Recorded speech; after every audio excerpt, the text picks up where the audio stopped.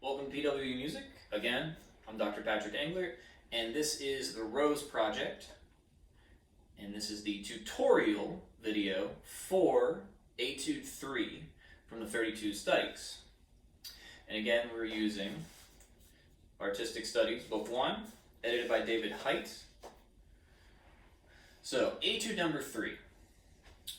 The biggest thing with number 3, in my opinion, is the subdivisions. Because this one has a little bit of everything.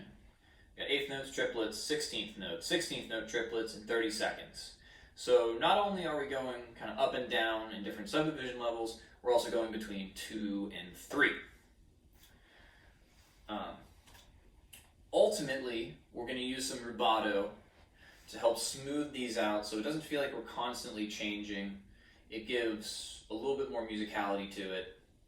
But first, you want to work them out nice and slow with the metronome, get them nice and even, because not only is that helping your musicianship, it's also showing you the structure of what's happening in terms of rhythm.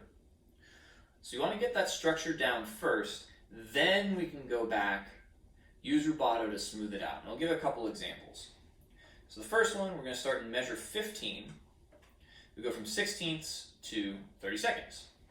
And when we hit the 30 seconds, we're going to hit it a little bit slower and a cello rondo through it so it doesn't feel like we're immediately just new tempo.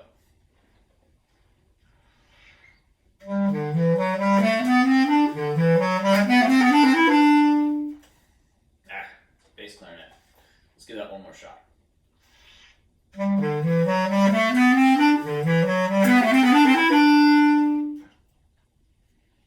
we're going to kind of launch ourselves a little bit more through it rather than immediately hitting it.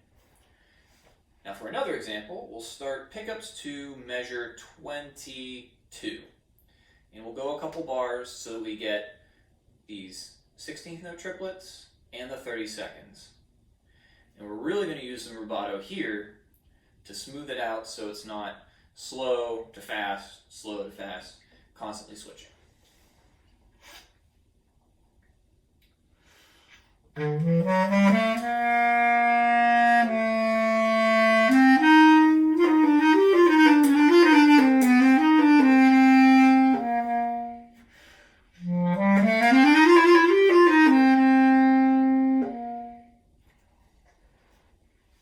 So we're really not being metronomic here, but we're keeping the ultimate.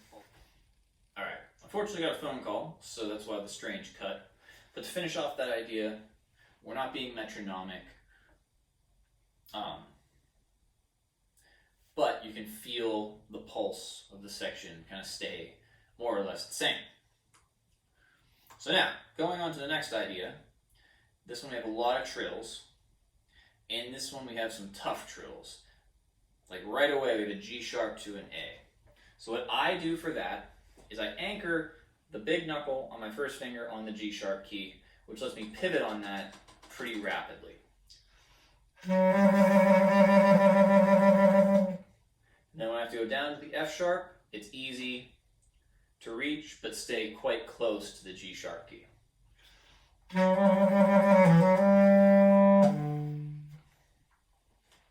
Then, if we skip down to the bottom, measure 37, we have an A to B, so you're going to use the top side key. And with this one, depending on how your clarinet is set up, you want to be careful, don't hit it too hard, or else it'll open up too much. So if I do that,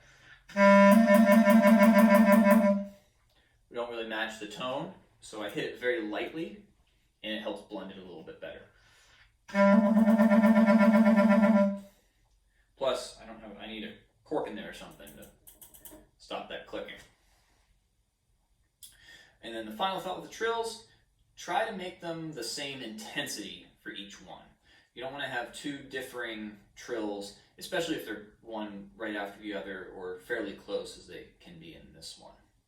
So they don't all have to be fast bumblebee trills, but try to keep them as close as you can. Last thought for this one, some of the phrases in this one can get a little bit repetitive, especially towards the end. There are different ornamentations in each one, slightly different rhythms or ways of working around the melody, but they do end up sounding the same in the end. And from measure 30 to the end, we have a lot of this kind of E, G sharp, A. So each time that happens, try to find where it would sound similar and make it special each time. Make it a little bit different so that you don't lose interest. If in music you have too many things that are the same in the row, it gets repetitive and people lose interest and zone out. Try to make each one a little bit special. So that about wraps it up for this one. So I guess until the next video, we'll see you there.